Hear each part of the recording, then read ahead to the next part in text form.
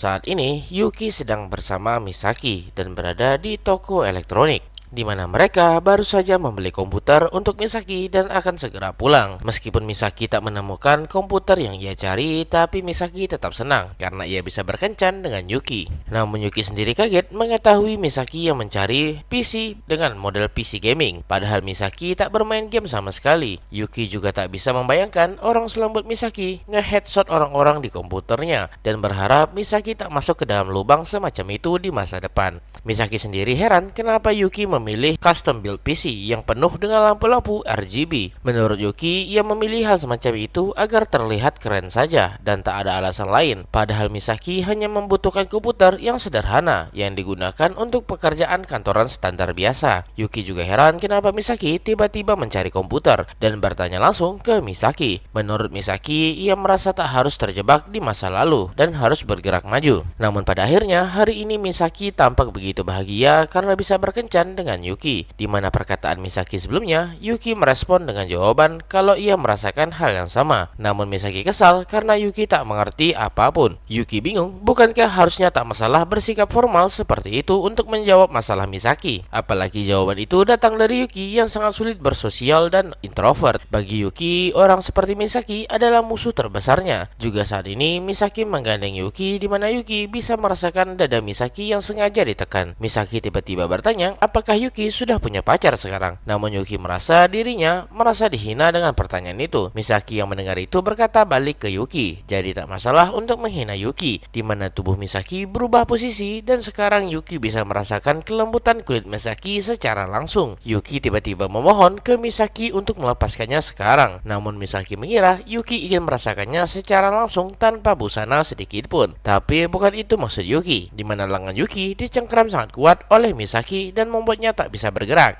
Misaki berkata untuk tenang saja dan anggap saja ini sebagai bentuk terima kasih Misaki ke Yuki. Juga Misaki merasa malu melakukan hal ini di luar dan bertanya ke Yuki bagaimana jika mereka lanjutkan ini ketika sampai di rumah. Namun Yuki menyangkal semua kejadian ini sebagai bentuk ilusi belaka yang membuat Misaki tertawa melihat reaksi Yuki. Misaki lanjut bertanya, bukankah Yuki sangat populer di kalangan para gadis? Meskipun Yuki sadar tak ada maksud apapun dari pertanyaan itu, tapi entah kenapa membuat Yuki merasa sedikit kesal. Yuki menjawab bukan seperti itu dan Yuki tak ingin menjadi populer. Yuki hanya ingin memilih satu orang yang penting, bukan sesuatu yang diberikan seperti hadiah, dan itu bisa terjadi jika Yuki tak populer, di mana Yuki menyadari ada orang di luar sana bisa berpacaran dengan banyak orang sekaligus hanya karena ia populer. Tapi Yuki bukan orang yang semacam itu. Yuki juga sadar kalau ia tak punya kemampuan memahami kasih sayang orang lain, dan juga Yuki yakin baik Hinagi dan Shiori di masa depan pasti akan ada seseorang yang luar biasa menanti mereka. Yuki tak ingin bertemu dengan cara yang menyedihkan seperti sebelumnya, tapi dengan cara yang luar biasa terasa seperti takdir, seseorang yang benar-benar menghargai Yuki seutuhnya. Yuki yang tenggelam dalam pikirannya kembali sadar dan berkata ke Misaki kalau semuanya akan baik-baik saja dan mengajak Misaki pulang bersama. Misaki tiba-tiba mengatakan sesuatu dan menggenggam tangan Yuki dengan erat. Bahkan jika orang terjebak salju dan kedinginan tak akan sedekat ini. Meskipun Yuki tampak menolak bergandengan seperti ini karena sulit bergerak, tapi Misaki tak memperdulikannya. Dan selama mereka berjalan pulang menuju ke rumah, tiba-tiba Misaki berhenti di sebuah toko dan mengajak Yuki masuk bersama. Toko itu tak terlalu besar dan dipenuhi barang-barang antik. Bagi Yuki, ini sesuatu yang terasa baru. Ini mengingatkan Yuki dengan kamarnya yang sudah berubah total dan menjadi rindu dengan kamar lamanya yang tampak sederhana. Terima kasih ke ibu dan kakaknya, kini kamar Yuki dipenuhi barang-barang milik mereka berdua. Misaki yang melihat barang-barang di toko itu dibuat terpukau dan bertanya ke Yuki, haruskah ia membelinya? Tapi Yuki sendiri tak mengerti barang-barang semacam ini. Misaki cukup kaget mengetahui Yuki yang seperti itu, karena Yuki tampak seperti mengetahui segalanya. Sayangnya Yuki sadar kalau ia sangat buruk jika berkaitan dengan keindahan. Misaki mencoba mencari barang yang berkaitan dengan kenang-kenangan dan menemukan sepasang gelas. Misaki bertanya ke Yuki bagaimana dengan gelas ini, di mana Misaki memegang kedua gelas itu sembari tersenyum ke Yuki. Tapi bagi Yuki rasanya sangat aneh jika ia dan Misaki menggunakan gelas itu bersama. Bahkan penjaga toko merasa aneh dan pasti bertanya-tanya hubungan apa yang terjadi dengan Yuki dan Misaki itu. Yuki yang menjadi penasaran menebak pasti orang-orang mengira kalau Misaki itu segar maminya Yuki. Yuki menjawab kalau ia tak butuh barang semacam itu. Misaki menjadi sedih dan bertanya apakah Yuki tak ingin datang ke rumahnya. Tentu Yuki akan datang, tapi tak akan sesering itu. Misaki membalas padahal ia tinggal sendiri, jadi tak perlu merasa tak nyaman seperti itu. Yuki yang bingung bertanya-tanya, bukankah tempat tinggal Misaki itu sangat dijaga ketat? Tapi bagi Misaki, untuk Yuki, keamanan itu tak akan bekerja. Dan bukankah Yuki juga ingin menyentuh Misaki?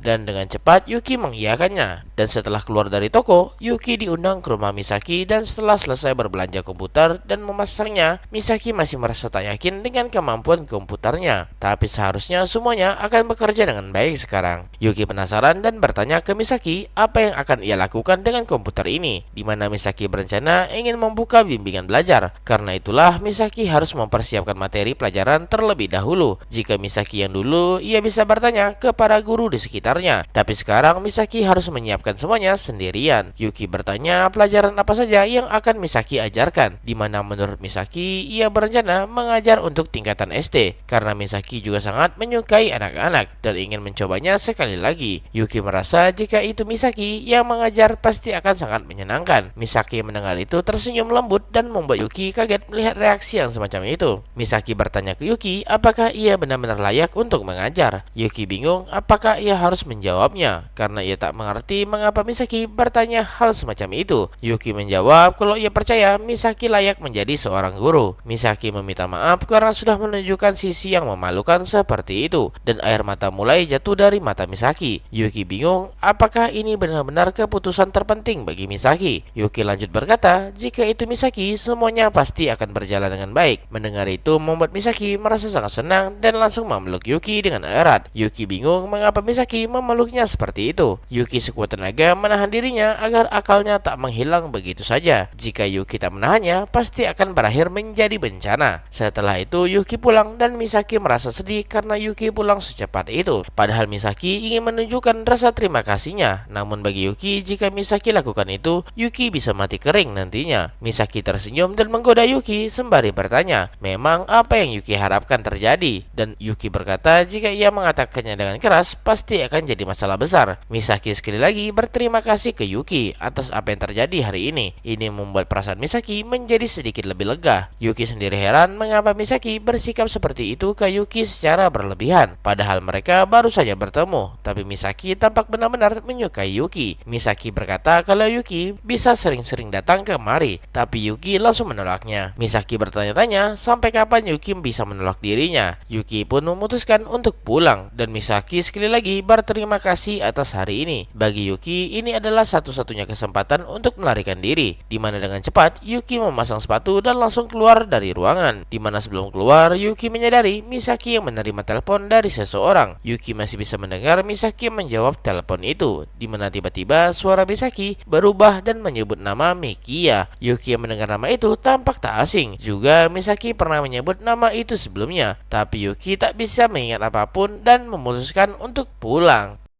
Cerita beralih ke waktu lain, di mana Yuki tiba-tiba merasa ada yang aneh ketika ia masuk ke kamarnya. Ia menutup dan kembali memastikan apa yang ia lihat itu pasti salah. Juga ini adalah kamarnya Yuki. Yuki meyakinkan dirinya dan mencoba membuka pintu kamarnya sekali lagi. Tapi apa yang ia lihat sebelumnya memang benar nyata, di mana di dalam sudah ada Yuri yang menyuruh Yuki masuk ke dalam. Tentu bukan karena ada Yuri di sana yang membuat Yuki kaget, tapi pakaian yang Yuri saat ini gunakan, yaitu lingerie berwarna hitam yang membuat Yuki kaget. Yuki mencoba bertanya ke kakaknya apa yang ia lakukan di kamarnya, di mana Yuri berkata ia sangat marah dan membuat Yuki ketakutan. Yuki menjadi panik, apakah jangan-jangan Yuri sudah menemukan buku gambar milik Yuki, atau jangan-jangan foto Sanjuji Sensei dengan dalaman berwarna ungu sudah ditemukan oleh Yuri. Padahal Yuki sudah menyembunyikan semuanya sangat rapat. Tapi Yuki merasa kalau soal buku gambar, ia bisa beralasan itu hanyalah imajinasinya saja. Yuri bertanya soal buku gambar milik Yuki dan bertanya apakah gambar ini si Sanjoji Sensei. Yuki beralasan kalau itu adalah bentuk nafsu masa remaja saja, jadi mohon dimaafkan. Namun Yuri langsung marah dan membuat Yuki ketakutan dan berkata ia akan melakukan apa saja. Tentu itu membuat Yuri menjadi tertarik, sedangkan Yuki yang berhasil kabur dari kandang macan kini berakhir di lubang buaya. Yuri sendiri sudah menantikan liburan musim panas ini, dan haruskah mereka memulainya sekarang? Di mana Yuri merangkul ke Yuki dan membisikkan sesuatu seperti sedang melakukan streaming ASMR. Yuri yang berbisik ke Yuki berkata untuk mohon didengar siaran hari ini dan mulai bercerita. Tanpa sadar Yuki tenggelam dalam cerita itu, tapi Yuri berkata untuk tetap tenang karena ini baru awal ceritanya dan mereka akan segera memasuki cerita yang lebih intens ke depannya. Yuki berkata ke kakaknya kalau ia sudah mencapai batasnya dan mengapa bisa berakhir seperti ini. Yuki yang mendengarkan cerita dari Yuri penasaran akan satu cerita dan bertanya apa yang terjadi setelahnya, di mana Yuri merasa ia bisa memberikan sedikit rahasianya dan akan menunjukkannya secara khusus, yaitu pertama kalinya Yuri. Namun Yuki tiba-tiba berteriak yang membuat Yuri keheranan, di mana Yuki beralasan yang aneh-aneh tentang sesuatu yang sangat penting. Yuri yang sudah terbiasa langsung mengabaikan alasan Yuki dan berkata tak peduli kapan pertama kali itu, tapi yang pasti Yuki akan membuat Yuri menjadi seorang gadis seutuhnya, cepat atau lambat, dan mengambil keperawanannya. Dan haruskah mereka melakukannya sekarang? Namun Yuki yang panik mulai mengatakan hal-hal aneh dan menyalahkan ketua OSIS yang selalu berkata mesum seperti ini. Yuki pun mengajak kakaknya untuk menggulingkan Mutsuki dari ketua OSIS, di mana Yuri merasa senang akhirnya adiknya berpihak kepadanya, dan sebagai hadiahnya Yuri akan memberikan hidupnya untuk Yuki. Tapi Yuki merasa itu terlalu berlebihan. Yuri berkata katakan saja kapanpun Yuki siap, dan tentunya Yuki menolaknya. Yuri tertawa melihat Yuki yang tersipu malu dan mengajak tidur bersama. Tentu tidur yang normal. Meskipun ini memang tidur pada umumnya, tapi Yuki tahu bahwa waktu semacam inilah yang paling berbahaya di rumahnya, di mana ketika tidur rasa mengantuk dan rasa semangat bercampur menjadi satu. Yuri bertanya mengapa Yuki tak menghadapnya. Bukankah Yuki mengatakan akan melakukan apa saja? Jadi Yuki harus menghadap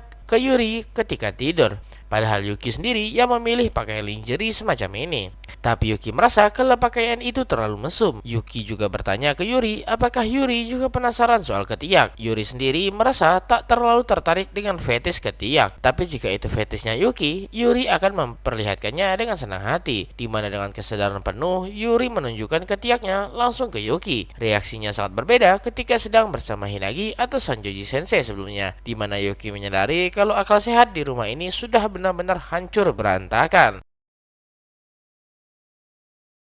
Kita beralih lagi ke cerita di mana saat ini Hinagi tampak sangat gugup dan bertanya ke Yuki bagaimana penampilannya hari ini, di mana Hinagi menggunakan beret, sebuah gambaran ala manga artis zaman dulu. Dan saat ini mereka berdua sedang berada di restoran keluarga dan membicarakan seputar masalah novel yang Yuki ajukan sebelumnya, di mana Yuki menyarankan Hinagi untuk menjadi penulis web novel dan Yuki akan selalu menjadi pendukungnya. Hinagi memperlihatkan tulisannya ke Yuki dan bertanya pendapatnya. Bagi Yuki sendiri, tulisan Hinagi tampak menarik, tapi akan sulit nantinya, yang membuat Hinagi kebingungan. Yuki tak menolak kerja keras Hinagi dalam tulisannya dan merasa ingin membuat cerita ini dibaca oleh semua orang, baik itu tulisan maupun kemampuan menggambar Hinagi ternyata sebagus itu. Yuki menjelaskan maksudnya, di mana dalam membaca sebuah cerita, para pembaca biasanya dimulai dari judulnya, hipnosis, baru isi ceritanya. Jika mereka berhenti di judul saja, akan sulit bagi orang semacam itu membaca ceritanya. Hinagi menunjukkan sesuatu ke Yuki di mana mereka kembali mengecek naskah awal dari cerita yang Hinagi tulis. Yuki menyadari bahwa alur penulisannya sangat berantakan dan akan membuat para pembaca kesulitan mengikuti ceritanya. Yuki menyarankan untuk menambahkan format dalam tulisan seperti garis agar mudah dibaca. Jika tampilan berantakan seperti ini, orang-orang pasti tak akan tertarik membacanya. Hinagi sendiri tertawa bahagia karena merasa bekerja sama dengan Yuki seperti ini sangat menyenangkan, di mana Hinagi juga tampak bersemangat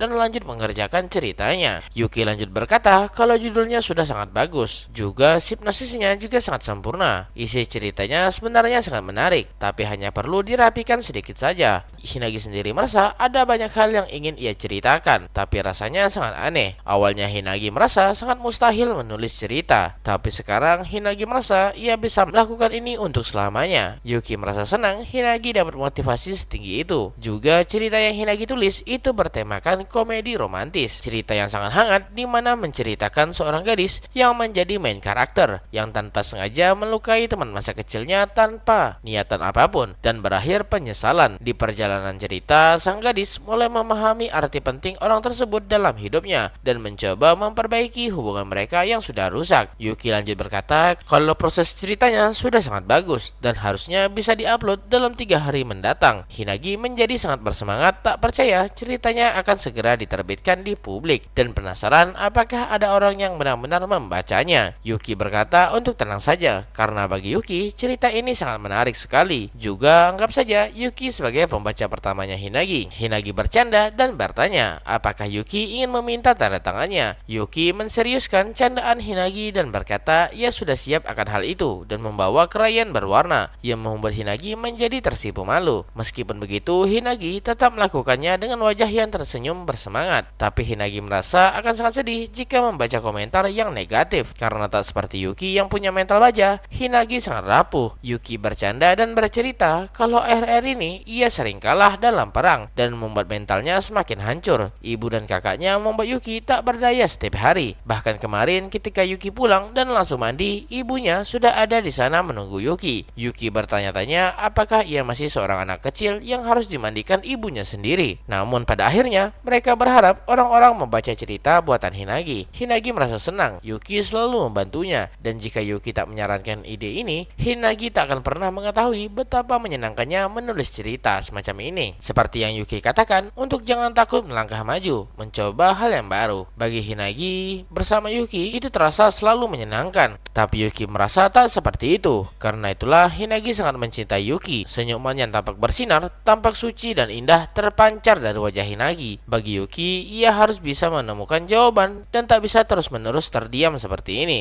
Dan seminggu kemudian, Hinagi datang dengan nada yang tampak panik. Hinagi menjadi panik dan bertanya apa yang harus ia lakukan. Di mana tampaknya cerita yang Hinagi tulis menjadi sangat populer. Itu karena setiap hari mereka selalu mengecek jumlah pembaca yang hadir dan meningkat setiap harinya. Dan jika begini terus, Hinagi bisa mendapatkan penghasilan dari sini. Tapi selain itu, memang apa yang terjadi? Di mana Hinagi berkata ia mendapatkan sebuah tawaran yang membuat Yuki bingung. Yuki meminta Hinagi mengatakannya sekali lagi, takut ia salah dengar. Di mana setelah yakin, Yuki tak menyangka Hinagi itu sangat luar biasa. Yuki tak menyangka Hinagi bisa dapat tawaran secepat itu. Hinagi sendiri menjadi panik. Apa yang harus ia lakukan sekarang? Yuki bertanya apakah Hinagi sudah menceritakan ini ke kedua orang tuanya. Tapi Hinagi belum menceritakannya karena Hinagi merasa sangat malu mengatakannya dan merasa Hinagi perlu bukti untuk menceritakannya. Menurut Yuki, jika hanya sekedar hobi, ini tak akan jadi masalah. Tapi jika berkaitan dengan penerbit, maka Hinagi butuh izin dari kedua orang tuanya. Apalagi jika ini menghasilkan uang. Yuki sudah membulatkan tekadnya dan berkata ke Hinagi untuk menerima tawaran itu. Tapi Hinagi masih merasa apakah tak masalah. Apalagi Yuki sudah sangat banyak membantunya. Tapi Yuki merasa tak masalah dan Hinagi bisa lebih bersemangat lagi. Ini adalah hasil dari usaha keras Hinagi selama ini. Seketika Hinagi menangis karena begitu bahagia dan Yuki mencoba menenangkan Hinagi. Tapi Yuki masih tak menyangka akan berakhir seperti ini. Dimana setelah setahun menulis dan begitu banyak revisi, akhirnya buku novel romcom buatan Hinagi pun dirilis ke publik. Dimana dalam covernya bertuliskan, bahkan sang Bunnyman yang legenda itu menyukai buku ini. Tapi itu adalah cerita di lain waktu.